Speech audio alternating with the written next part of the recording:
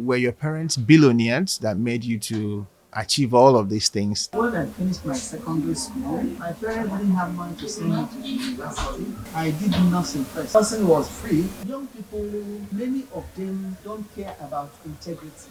They don't care about what people say. They just want to make money. These days, many young lawyers don't want to have principal. They want to be on their own from day one. The greatest thing I have, asset I have, is the satisfaction. Give yourself 5 years. Let that 5 years be 5 years of understanding successful lawyers. If you want to be a lawyer, make sure you are passionate about it. Make sure you will not place money first. There's a battle that is raging now. The man heading the family and the woman to submit to the authority of the husband. It's so good that the man should be alone. Many men are married but they are alone. So many women have left womanhood and turned into something else. You have all the powers to change just one thing. What would that one thing be? I will change Nigeria. If I become president, I will dismantle a lot of things. I don't care. I'm not afraid of my life. My life is hidden in Christ. And if God allows me to die in that cause, to God be the glory. It is the man that married. They think it doesn't matter. It matters. I pity children that are raised by single parents. It's not going to, it doesn't work. And I pray it, I say it, I wouldn't encourage my children to marry anybody raised by single parents. So first, I want to thank you for giving me the opportunity to talk to you. I know you have a very busy schedule, but you were able to at least map out some time for us to sit and discuss. On behalf of the Chronicles of Professional, I want to thank you for this opportunity. We appreciate that. Okay. So I would like to start by letting you introduce yourself to my viewers. My name is Joy Gbanigo. I am a legal practitioner based in Enugu State of Nigeria.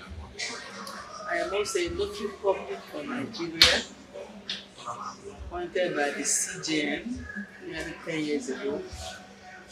I'm also a chartered mediator and conciliator, and I am the principal partner and consultant Joy Gbanigo and Co. Firm of barristers and solicitors, with an office at number 3/19 Chimebelu, New Hampshire, Enugu. Our range of legal practice is wide, so our specialty is mainly in the areas of conveyancing, land law, family law, adoptions, intellectual property, etc. That's our specialty. So that is it. Thank you very much. When you were going through all your qualifications, experience, and everything, was so much that I was wondering, looking at what is happening today, where our younger ones no longer believe that education matters and everybody wants to get rich quick. And listening to you, you have years of experience when it comes to the legal world, and you're one of the household names mainly when it comes to the legal side of things. I would like to know, were your parents billionaires that made you to achieve all of these things? Okay, my story actually is unique. I came from a very poor parentage. I started when I finished my secondary school. My parents didn't have money to send me to the university, and because I didn't want to stay at home doing nothing, I did nursing first. So actually, nursing was my first course. Interesting. I did nursing in UNH because after my primary school, I had a distinction, and my father said no, that I have to go to school, but he didn't have money, so he actually encouraged me. And I went into secondary school, passed very well, but because there was no money to go into the university and read the law I wanted to read, I had to do something else. So I went into school of nursing. Then nursing was free. Nursing education was free. So I went to UNTH and I studied nursing for 3 years. Wow. But while I was there, I noticed that I was not being challenged. There was no challenge being a nurse. You are there taking instructions from doctors and offering bedpans to the sick people, you know. The only good thing was that you touch the sick and you help them one way or the other. And by my faith also, I minister the word of God to them, pray for them, but I didn't have the satisfaction. So I finished nursing. I also did midwifery. I delivered so many babies, you know, and after my midwifery, I started working in UNT. I was employed in UNT. But then I knew I had no satisfaction. You know, job satisfaction is one thing everybody must aspire to have. Yeah. And so at that level, I also looked at, I knew I had to have, you know, so in order to get admission to read law by advanced level, I started taking advanced level GCE, even though I was already a nurse, registered midwife. So eventually, at that point, I got married. And when I met my husband is an architect. Oh, my profession. My profession, I told him I want to read law. He said, okay, he will help me. So I got into the university. I left nursing. Actually, in UNTH, I worked. After about 3 years, they promoted me. I became a nursing sister then. But I left it, and then I went to the university and I studied law. It was called the bar about 20 years ago. And then I worked briefly under my principal, Karaiwe SAM, about 2 years, and I left and I opened my firm, Joy Gbanigo & Co. That was 2007. That's going to 16 years. Yeah. Thereabout. Yeah. And I began to work as my own. I became my own oga.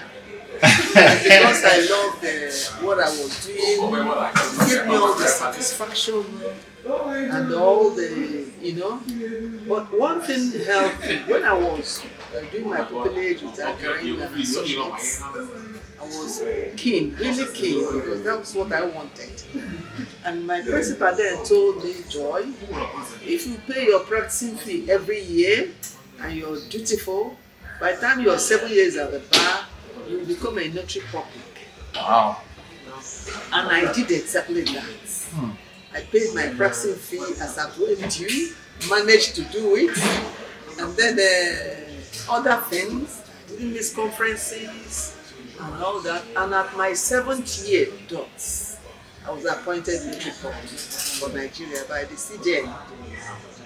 And of course, it's an extra way of earning. Yeah, absolutely. There were days I earned so much money from notarizing documents for people. If you chance a bank or a bank chances you, they could give you 100 documents to notarize for them. That's what you want to charge them. Multiply, you get that much.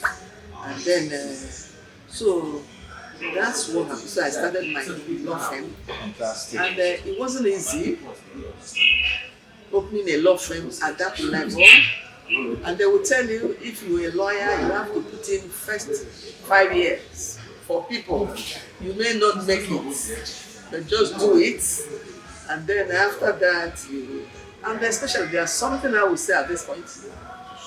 You see, young people, many of them don't care about integrity. They don't care about what people say, they just want to make money. If you come to my office, there are many cases we do. Pro bono, we don't charge. In fact, I belong to a lawyers group in Nigeria we call LANI. We were set up by UNODC to do pro bono cases for drug victims. So we do it free. Whatever you're given the case to do, you do it completely free of charge. There are other cases we do for widows and the less privileged, we do it free. But after 5 years, things began to change for me. Things began to change. I began to get clients that would come in and review them, they just pay and all that, and the story began to change.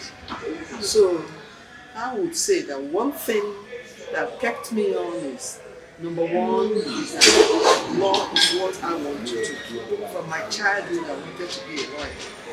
And then eventually my husband came in and helped me get it done, because my parents could not, because they wanted to, they didn't have the money there, and we were so many they were raising. So when I now became a lawyer, I also discovered being a lawyer requires a lot of reading. A lot of reading. Because today, one of my kids, my fourth child is a lawyer. And I have told you, you will succeed. Because in legal practice, they will tell you, if your parents are rich, or you have a parent who is a lawyer, then you will succeed. Yeah. So I told my son, what will really help you is to work hard. Exactly. Work hard, read. I told him, I didn't put him in my office, in another chambers. Okay. And he's making it, and he's reading and researching for people. Fantastic. This is his first year, but he reads and he researches for people. And his English is impeccable because he studied English first before he went into law. Fantastic. So let me stop it like that. You asked me other questions. Yes, thank you very much. I think this is quite inspirational, to be honest. I'm sure a lot of younger ones will be inspired by your story. So, what I would like to know, looking back in all of these things, how do they make you feel today? Oh, I feel on top of the world because I have achieved my dream. When you are doing something you love, you are passionate about, it just flows naturally. True. It flows naturally. I remember when I went to be appointed a notary public. There in Abuja, I slept in a hotel room. The lawyer that slept with me, she became a lawyer well over 10 years before me. But the staff from the Supreme Court that brought my documents to me, because I pleaded with her to bring it to me because I was in Abuja for a conference. Brought my document. When the lawyer saw my document, he said, "Oh, so Joy, you have applied to be a notary public?" I said, "Yes."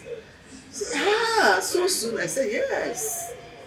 She said, she cannot, she's not qualified because you have to pay your practicing fee as at when due for 7 consecutive years. You have to have a registered firm. And I had all those things on my 7th year. Just because one, I had a good principal who showed me the way. These days, many young lawyers don't want to have principal. They want to be on their own from day one. So that, in fact, I remember when I went to talk to the young lawyers in Enugu State. I went to talk to them because I had. And then when I told them how I became a notary public, my principal told me, one of them stood up and said, they are young lawyers, they never had this. Nobody told them. I said, because some of you don't want to hear. My principal told me that, and I followed on with that. And I became a notary public for Nigeria on my 7th year, post-call. They didn't hear it. Some of them were there. Of course, to be young lawyers and lawyers under 7 years. So some of them are in their 6th year. They didn't hear it. They didn't know it. Some lawyers who are even 10 years, 15 years and above don't even know the qualification to become a notary public for Nigeria. So, but God helped me, directed my path.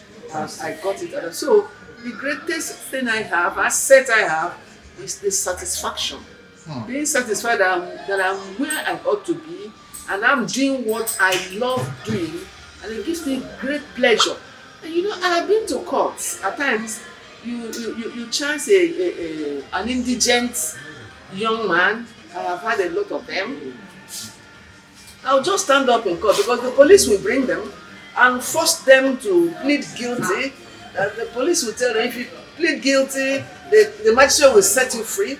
I have stood up in court without them briefing me, telling the court I want to stand for them. I have got a lot of them free like that. And I will stand for them and take up the brief right there, help them, show them what to plead, and take up their cases, defended them free of charge. Some of them, some of them even never came back, but that's not the issue. The issue is that I was satisfied being of help to them, that the police didn't just force them to accept guilt for what they were not guilty of. And in our land, in Nigeria, if you have nobody to speak for you, you are gone. You are gone. So that, has given me a lot of satisfaction. And then there are other classes, the widows, the fatherless, that a lot of widows who have problems assessing their husband's estates, in our country.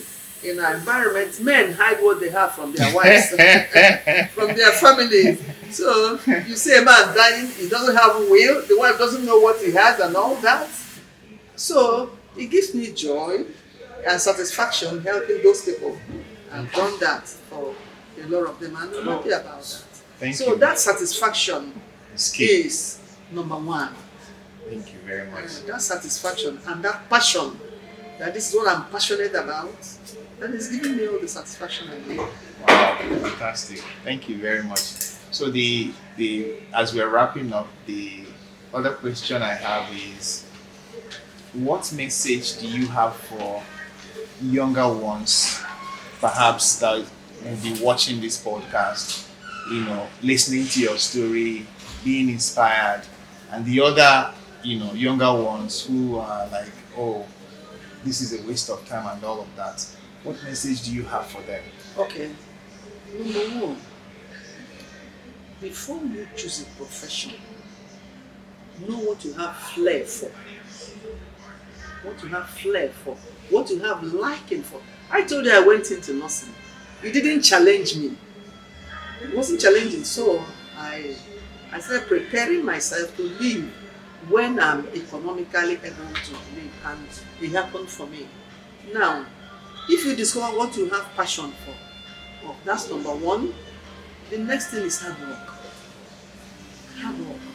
There's no thing you do in life that you don't put in effort that you will succeed at. Hard work is number one. The next thing is patience. A time will come when you start reaping, because I read the Bible a lot, and it says somewhere that in every labor there is profit. Whatever you labor at, you will reap.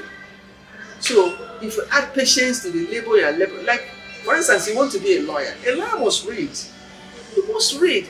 That's why whenever I'm seeing me with my phone, I'm reading law reports, I'm reading cases and all that. You read. If you don't read, you will even spoil cases, or cases that people will ordinarily win. They will lose it because you don't read. You win a case by your evidence. So you read, and then you must be patient. In some professions, when you come out, you start excelling from day one. In some professions, it takes you time. And law is one of those professions that you need time. Exactly. People will need to trust you, to begin to come to you, to give you their properties, to look after for them, to tell you to do this or that for them, give you their briefs. They have to see what you have done. They have to know that you are somebody they can trust. You are not a sellout that will go behind them and then connive with the other party to spoil their case. Now, let me share this brief testimony. When my child was called to the bar, my son, my fourth child, was called to the bar this year, March. The first day I took him to court, before I handed him over to another chamber, because I didn't want him to work with me, we went to the court. And when I told the judge that I'm appearing with my learned friend, and I mentioned the same name, the judge looked at him and said, okay, I understand now. He said, when were you called? He said, I told the judge he was just called. He said, okay, stand up. He said, young man, let me tell you. Look at your mother. Study. Study. Study. Don't look for money now. Give yourself 5 years. Give yourself 5 years. Let that 5 years be 5 years of understudying successful lawyers. At the end of 5 years, your voice will be heard. You begin to make it. And then I sent him to a chambers where he's working, one of the successful lawyers in Enugu, you know. And the lawyer told me, said, you have a lawyer in your son. In 2 years' time, you'll be one of those to beat. In 2 years' time. Of course, he studied English first. Okay. Before the age is still on his part, he's still very much under 30, since in his 20s. He said, in 2 years' time, you will be one of those to beat in the profession. He's picking up, and I'm happy with what he's doing. So what I'm telling the younger ones, please, number one, know your passion, know your flair, and then be patient. Give yourself time. Give yourself time. Be patient. The next thing that is very critical is to be mentored. If you don't allow yourself to be mentored, you will not succeed. Show me a person who is successful, I will show you somebody who was mentored by a successful somebody. I was telling you how Akaraiwe SAN mentored me and showed me the way to go. And I'm going that path and I'm succeeding. I've not arrived, but I'm climbing the ladder and I'm succeeding. So that's just it. If you don't have a mentor, you cannot make it. And mentoring is not an easy thing for a mentee. I have young lawyers under me and mentoring. So if you give yourself to be mentored by a lawyer who is successful, you will be successful. If you add patience to what you're doing, you will be successful. If you study, if you want to be a lawyer, you have to read. Read files, read cases, read the laws, read. So that is just what I want to tell the young ones. If you want to be a lawyer, make sure you are passionate about it. Make sure you will not place money first. Be patient. Because early in practice, I also learned that those who you do cases free, pro bono, you must benefit from them sometime along the line. Yeah. And I tell you, I am also a witness that I benefited from people I assisted. They will come and they bring cow, fowl, chicken, they will bring yam, they will bring that to come and appreciate. And then the goodwill remains with them. Yeah. Tomorrow they direct clients to you. I have something like that. So that is, and if you continue, at the time will come, you will start from people who will say, if you tell them to pay 100, they will say, no, lawyer, they will pay 50.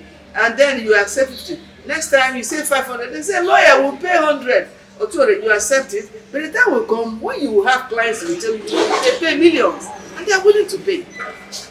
Because your track record is there, people recommended you for them. And the other thing I want to tell, one more thing I want to say, you see, honesty, integrity. I did a case for a man. He came from UK, came to me, and I did a case for him. You know, after I did the case for him, there was a way he wanted us to do the case. I said, I don't work like that. I don't. I keep my own straight. Integrity, yeah. And then I did the case for him. Do you know? He went and told another man that Mrs. Gbanigo is the best. He used the word divorce. Because I did divorce for him. Oh, okay. The case was related to that. It was related family matter. Yeah. She said she's the best divorce, the best family lawyer. Yeah. You go to her. And that man came to me. One time brought his file from another lawyer and came to me. Because when he wanted us to cut corners, I said, I don't cut corners. I don't. I do my straight according to law. So he paid him off because he allowed me to do it straight. Wow. And he brought clients for him. It's not one, not two, not three. I can go on naming them. But if you keep straight, don't cut corners. Don't cheat people. Don't defraud people. Don't support people. If you see a criminal, somebody, well, sorry to use that word, that somebody has committed crime and you know he has committed crime, please don't, you defend him, because by our training, you defend every case, Cabran doctrine. Any case that comes, defend, but insist. Like people that owe banks who come to me, I tell him, I will defend you so that you get an injunction to restrain the bank. The court will hear you so that the bank will not just sell off your property, but you must pay. You must pay to the last kobo. Absolutely. So that's my method of practice. Wow, that's a powerful one, honestly. I'm sure the younger ones, you're pretty much inspired by all this. So as we wrap up now, we have some personal questions that we ask. So the first question I would like to ask is, what is your best Nigerian food? The best Nigerian food. Okay. Soup. Swallow. Swallow. Yes. Is there a preferred soup? Yes. Okay. I love vegetable. I love ora. Okay. Ora soup. I love bitter leaf soup. Wow. Then okra. Fantastic. Yes. Okay, the next question is, who is your role model? If I will answer you, my role model, is it in the profession or not as a human being? As a human being. I imitate Christ. I'm a Christian. Wow. Yes. I imitate Christ. I stand by the word of God. That's that. And then talking of people I look up to my husband. Wow. Because I have lived with him for 30 something years. He has never lied to me. He's never cheated on me. And every advice he gave me worked out fine. I like that. Yes. That's a fantastic So, one. and then if you ask me in the profession, if you want me to answer in the profession, I will also answer. My principal, I carry with SAN. Wow. Yes. So shout out to him. I carry with SAN. And then this other lawyer, Nnamdi Otukwu Esquire, one of the successful lawyers in India. He was chairman of Enugu branch of the NBA when I was secretary.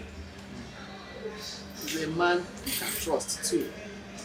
So there are others, but those two, they have impacted my life. Fantastic. They have Okay. impacted me. The next question is, outside Nigeria, for leisure, which country or city would you like to travel to? Would I like to travel? Yes. Okay, Visit for leisure. very soon. Okay, for leisure. Yeah. Not Or for just any to purpose. visit for any purpose. Just, Okay. coming to your mind, oh, one day I would like to visit this country, one day I would like to visit this city, and all of those things. No, I'll go to the UK, by God's grace, next year. Okay. And then I would like to visit the US. Okay. I have heard a lot of California. I haven't been there. Okay. Just go and look around. Fantastic. Yes. So, if Mrs. Barrister Joy is not doing something related to law practice, what else does she do outside that with her spare time? Okay. Preaching the gospel. Preaching the gospel of Christ. That's one. Two, meeting people. Okay. Meeting people, helping people, counseling people, supporting people, and then family. Interesting. And the final question is, if you have the power to change one thing on earth, what would that be? Change one thing on earth. Yes. You have all the powers to change just one thing. What would that one thing be? I will change Nigeria. I will change Nigeria and set it on course. I've said it in some forum. If I become president of Nigeria, America and the UK will be child's play. I have all it takes to transform Nigeria within a short time. Wow. Because in Igbo we say, "Okwu na asanya." I don't know whether you're Igbo. I am. Okwu na asanya. Who will bail the cat? Who will bail the cat? If I become president, I will dismantle a lot of things. I don't care. I'm not afraid of my life. My life is hidden in Christ. And if God allows me to die in that cause, to God be the glory. I will change Nigeria. I will. I say it everywhere. Because I have the wisdom, I have the potentials, I have the fear of God, the wisdom of God to change our country and set it on course. Another thing I would like to change, let me just say this. You see, these days, there's a battle that is raging now. And I know that battle is not in the interest of family life. God has set the family in order. The man heading the family, loving his wife, providing for the family, caring, nurturing, securing, providing, and the woman to submit to the authority of the husband and making it, because the word we know says it's so good that a man should be alone. Many men are married but they are alone. I will work to minimize divorce rates. Wow. I will work. Of course, I'm working there now. I'm working there now. And there was time I was contemplating opening an NGO that will work for men, to teach men, because so many men chicken out. You know, I am a woman, I am married. I know it is easy to intimidate a husband. But if you just tell yourself why you are married, you know why you are married, and then you marry who you want to marry, and you place yourself in your position, it will begin to work. I have raised children. Let me tell you, my son wedded recently. My third child wedded recently. When he was printing his card, his wife is a computer professional, yes. Electronics engineering. She did electronics engineering. So, by the agreement, she was the one that did the card.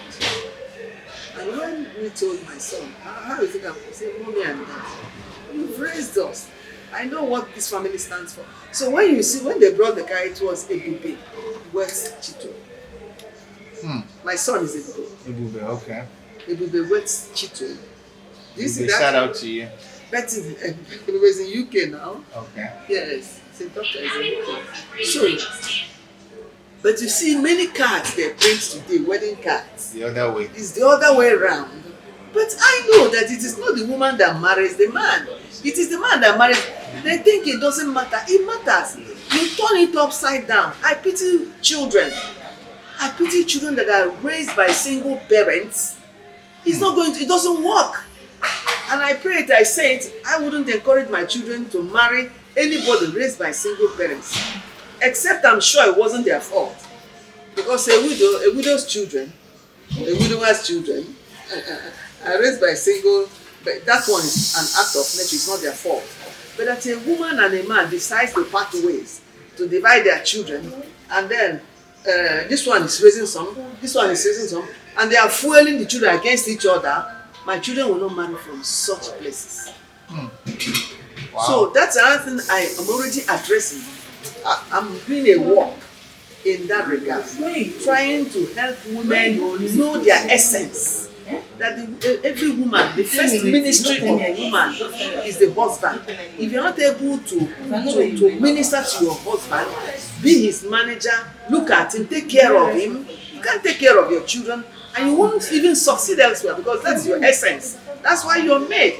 We have a coolers here, we have air conditioners here. Look at lights here. If they stop lighting, if this one turns red now or turns black, will it still be here? So many women have left womanhood and turned into something else. Likewise, men. So that is the second thing, not just that I want to change, but I'm working towards it. And we're really impacting so many marriages, so many lives, and healing. You know, there's a particular couple, they had divorced. For 20 years they were apart. We brought them together through the ministry we run. Through the ministry we run. So that is it. That is it. Fantastic. I wish time can permit us to go on and on and on. But on this note, I want to thank you very much for making our time to be here. We appreciate it. And I'm sure in the future we can engage again for this interesting one. Yes. Thank you very much.